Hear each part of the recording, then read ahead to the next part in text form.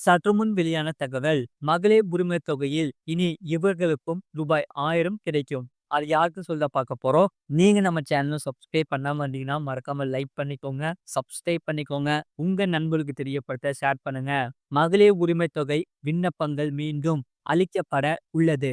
மகளிர் உரிமைத் தொகை திட்டம் 2 மாதத்தில் விரிவாக்கம் செய்யப்பட உள்ளது. தமிழக பட்ஜெட்டில் இது தொடர்பான அறிவிப்பு வெளியிடப்பட்டது. இந்த நிலையில் யாரெல்லாம் இதற்கு இனி விண்ணப்பிக்க முடியும் என்ற கேள்வி பலருக்கும் எழுந்துள்ளது.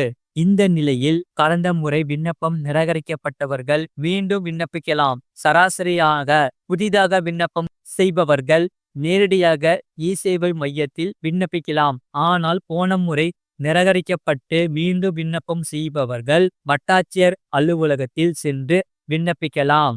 அந்த விண்ணப்பத்தை பரிசீலனை செய்து அவர்கள் தகுதியானவராக இருந்தால் அது ஏற்றுக்கொள்ளப்படும். இதன் மூலம் மீண்டும் நிராகரிக்கப்பட்டவர்கள் வாய்ப்பு வழங்கப்படும் என்று அறிவிக்கப்பட்டு உள்ளது.